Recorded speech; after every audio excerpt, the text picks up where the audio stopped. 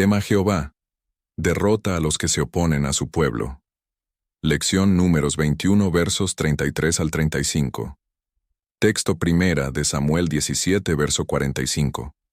La narración de Números 21 nos muestra cómo el avance obediente de Israel, guiado por la voz de Jehová, choca con opositores organizados y sin embargo, termina en triunfo divino. La clave de esta victoria no radica en la estrategia militar humana, sino en la palabra que Dios da a Moisés. No le tengas miedo, porque en tu mano lo he entregado. Este mandato divino revela la dinámica esencial del Antiguo Testamento: responsabilidad humana en el campo de batalla y dependencia absoluta en la iniciativa de Dios. Gordon J. Wenham observa que estos combates sirven como hitos que confirman la promesa hecha a Abraham, anticipando la posesión definitiva de la tierra. Al otro lado del tiempo, David lo ilustra con su confrontación contra Goliat. Tú vienes a mí con espada, lanza y jabalina, mas yo vengo a ti en el nombre de Jehová de los ejércitos. Primera de Samuel 17 verso 45. David no confió en su onda, sino en la autoridad espiritual del Señor de los ejércitos, demostrando que la verdadera fuerza emana de aquel que sostiene el universo, parafraseando a Spurgeon.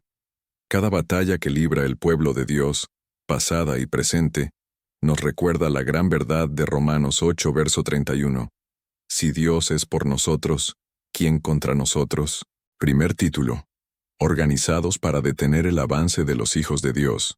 Versículo 33. Léase Salmo 27 verso 2 y segunda, a Timoteo 3 verso 8. El rey Og se presentó con todo su pueblo contra Israel en Edrei, mostrando que la oposición que enfrenta la Iglesia suele ser estructurada, con líderes, recursos y planes definidos. Verso 33.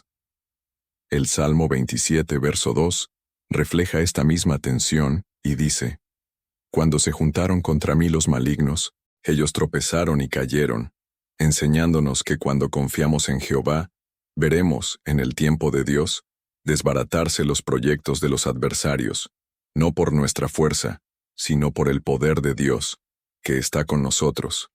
En el Nuevo Testamento, Pablo advierte que habrá quienes resisten la verdad con astucia, tal como Janes y Jambres se opusieron a Moisés por engaño. Segunda a Timoteo 3 verso 8. Y si analizamos el contexto de todo este capítulo 3 de Segunda de Timoteo, veremos que Pablo se refiere a hombres corruptos e impíos en las iglesias, pues el verso 5 dice: tendrán apariencia de piedad, pero negarán la eficacia de ella. Y el verso 9 dice: su insensatez será manifiesta a todos, y esto es lo que vemos en muchas iglesias hoy en día: miembros, líderes y pastores con una fachada inmaculada, de ternos y corbata, teniendo una apariencia de piedad, pero resistiendo a la verdad, que es Cristo mismo.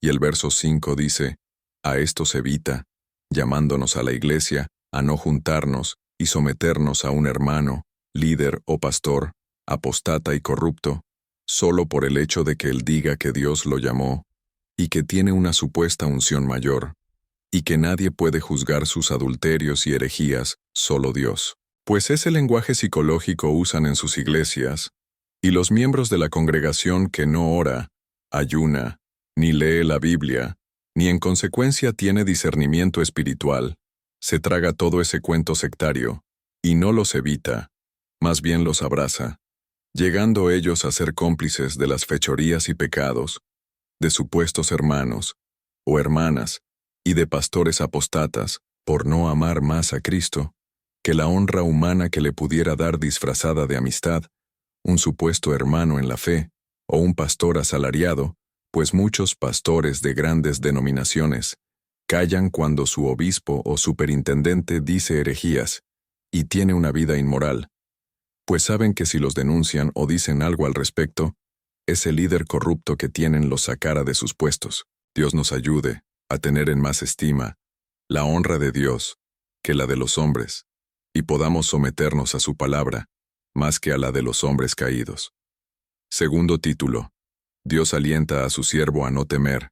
Verso 34. Léase Segunda de Crónicas 20, verso 17. Nehemías 4, verso 14. Justo antes del choque decisivo, Jehová afirma a Moisés: No le tengas miedo, porque en tu mano lo he entregado. Un aliento que no llama a la inacción, sino a la valentía nacida de la certeza de la promesa divina. Verso 34.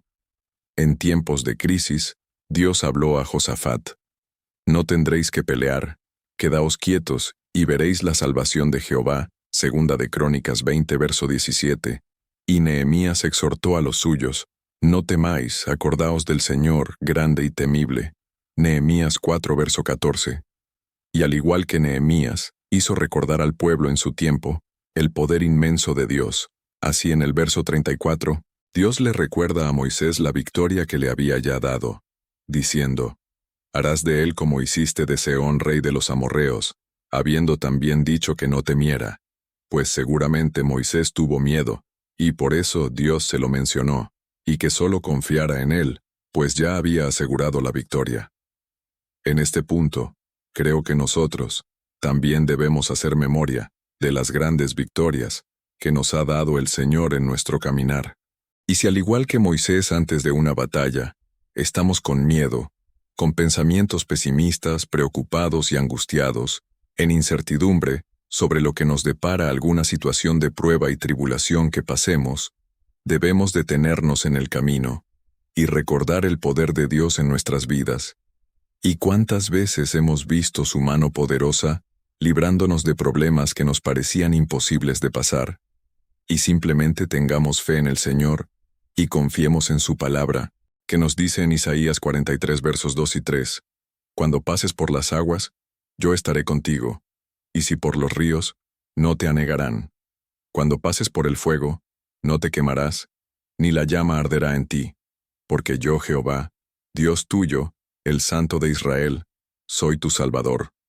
Warren Wiersbe resume: La fe no elimina el miedo, nos enseña a confiar en Dios en medio del mismo. Así, la Iglesia actual, ante pandemias, crisis económicas o persecución, debe proclamar la palabra que quita el temor y responder con obediencia sobria, recordando la promesa de Isaías 41 verso 10. No temas, porque yo estoy contigo. Tercer título. Gran conquista de la tierra antes del Jordán, conforme a la promesa hecha a Abraham. Versículo 35. Deuteronomio 3 versos 3 y 4 y 2 de Corintios 10 verso 4. La derrota de Og culminó en la destrucción total de su reino y la toma de sus ciudades, marcando una victoria histórica y profética. Verso 35, Deuteronomio 3 versos 3 y 4 dice: Y Jehová nuestro Dios entregó también en nuestra mano a Og rey de Basán, y a todo su pueblo, al cual derrotamos hasta acabar con todos. Y tomamos entonces todas sus ciudades. No quedó ciudad que no les tomásemos. 60 ciudades. Toda la tierra de Argob, del reino de Og, en Basán. Estos versos nos brindan más información de lo ocurrido, señalando el número de ciudades que tomaron tras la victoria de esta batalla. Este logro no solo reafirmó la fuerza militar de Israel, sino que confirmó la promesa de Dios: A tu descendencia daré esta tierra. Génesis 15, verso 18. Y así como Israel libró batallas, así también la Iglesia lo hace, solo que de forma espiritual. Pablo escribe: Las armas de nuestra milicia no son carnales, sino poderosas en Dios para la destrucción de fortalezas. 2 de Corintios 10 verso 4. Hoy, la posesión del terreno del Evangelio se logra no con espadas terrenales, sino con la verdad de la palabra. Efesios 6 verso 17. La oración ferviente y el testimonio de vidas transformadas. David Wilkerson afirma: Las fortalezas caen cuando el pueblo de Dios ora con fe y vive en santidad, porque las armas de nuestra milicia no son carnales, sino poderosas en Dios para la destrucción de fortalezas. Con estas palabras, Pablo subraya que su lucha no depende de la fuerza humana ni de estrategias políticas o violentas, sino de recursos concedidos por Dios para vencer obstáculos espirituales en la comunidad de creyentes, al afirmar que no son carnales, sino poderosas en Dios. Pablo retoma y amplía lo que él mismo describe en el capítulo 6, verso 7 de la misma carta. En palabra de verdad. en poder de Dios, usando las armas de la justicia a diestra y siniestra, y recuerda que la fe no descansa en la sabiduría de los hombres, sino en el poder de Dios. 1 Corintios 2, verso 5. El término fortalezas traduce el griego ochiromata, que alude tanto a defensas físicas como a sistemas de pensamiento hostiles al Evangelio. Jeremías recibe una misión similar: para arrancar y derribar, para destruir y desolar, para edificar y plantar. Jeremías 1, verso 10. Y Zacarías insiste: no con ejército ni con fuerza, sino con mi espíritu. Zacarías 4, versos 6 y 7. El Antiguo Testamento ilustra este principio con la caída de Jericó. Cuando el pueblo oyó el sonido de la trompeta, dio un gran grito, y el muro cayó. Josué 6, verso 20. De igual modo, en el ejército de Gedeón, un simple sueño interpretado y el poder divino trastornaron el campamento enemigo. Jueces 7, versos 13 al 23, mostrando que la victoria viene de lo alto, no de la fuerza humana. Por tanto, las armas que Pablo propone incluyen la oración perseverante, la proclamación fiel de la palabra de Dios, la justicia practicada con integridad y la fe invocada con esperanza. Estas herramientas, en manos del Espíritu Santo, derriban toda altivez y toda oposición al conocimiento de Cristo, estableciendo su reino de gracia y verdad.